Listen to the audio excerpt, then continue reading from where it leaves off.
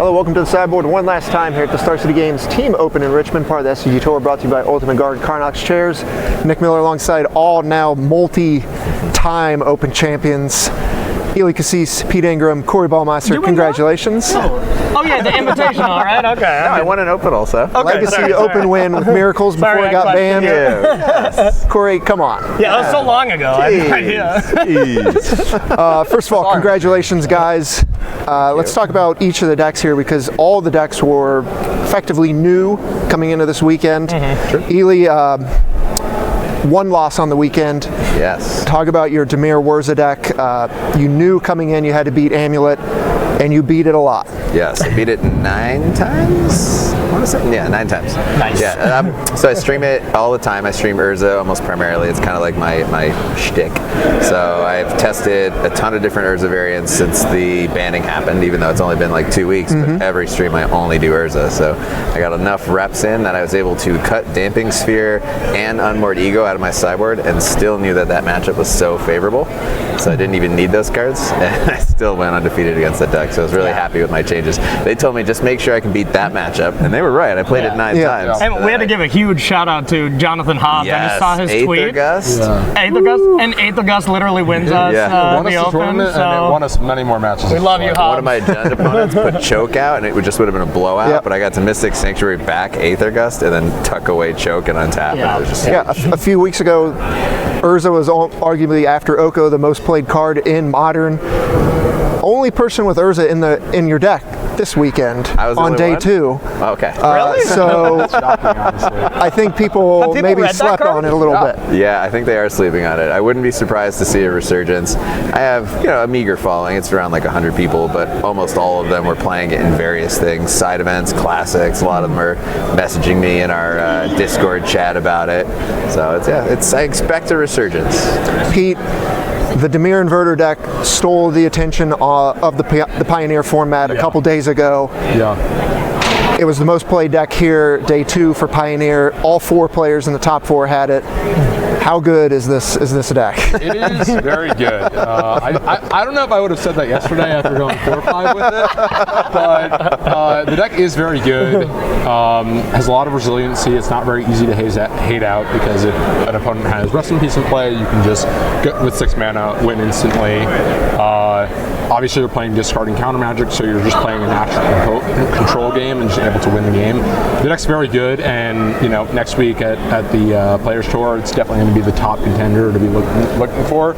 I'm not sure I'm going to run it back because I don't want to play the mirrors anymore. But I definitely think the deck's here to stay for sure in Pioneer. Right, and people didn't have a ton of time to prepare for it coming into it this weekend. Now that people are aware of it and seeing how dominant it was, is it still going to be as good, do you think? I think it's going to get worse naturally as people kind of figure out how to beat it more. Faster decks are able to play cards like Tormod's Crypt, and then that makes you have to get to the 6 mana, and then you're, basically against fast deck, it's not always going to happen. And even the mirror, I had opponents playing Rivulet, which is quite good in the mirror, comes up often. And I think as the deck just gets more refinedly built, it'll just be still one of the top tier decks of the metagame for sure. Corey, week 1 standard, effectively your place to be. Oh yeah, that's home. You were championing the Azorius control deck. Looked like it performed pretty well for you this weekend. Yeah, so I had basically 73 of the 75 last week, and I was just playing on the ladder, and I recognized. Started with shout out to Brian Gottlieb because he played blue-white enchantment control with the 4 mana 3/4.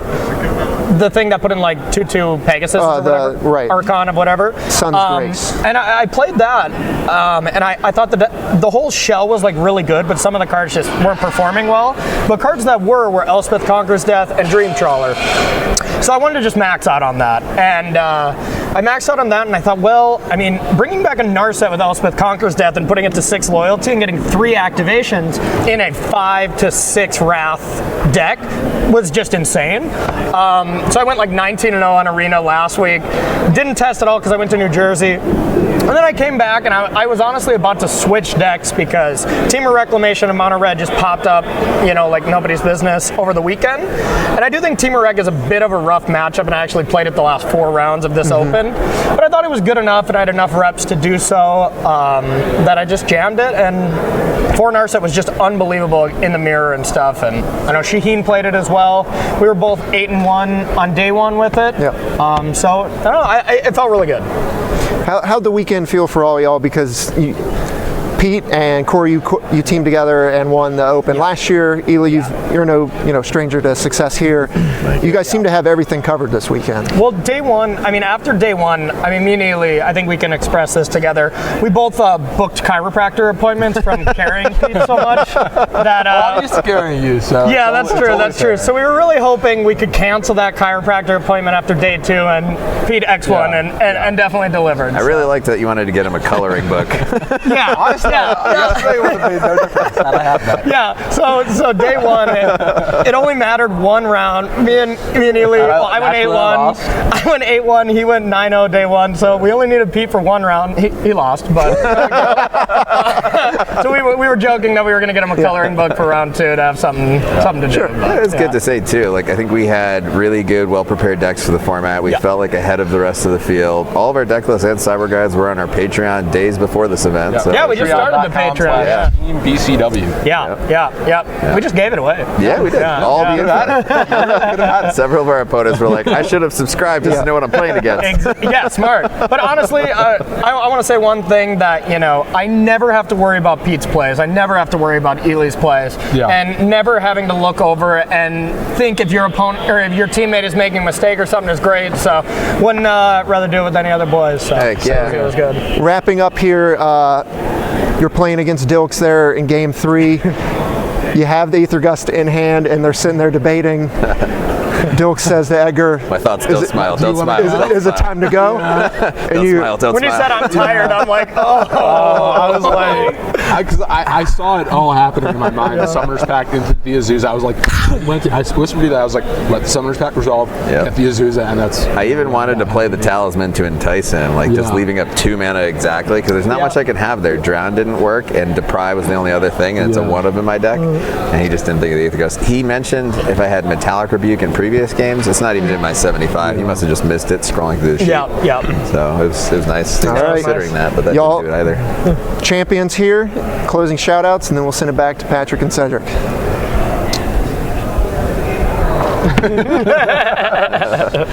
We'll let that speak for everything. Yeah. Take us home. And it's still on us.